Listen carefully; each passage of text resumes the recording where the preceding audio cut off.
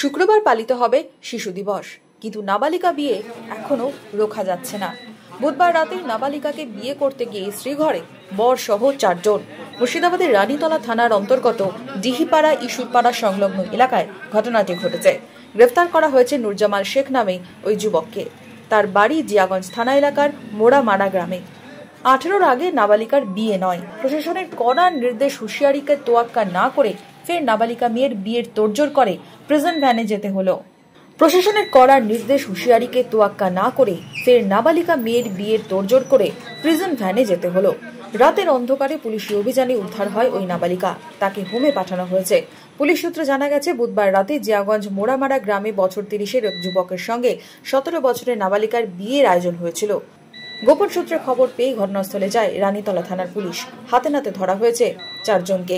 ধৃতদের বৃহস্পতিবার লালবাগ মহকুমা আদালতে তোলা হয়।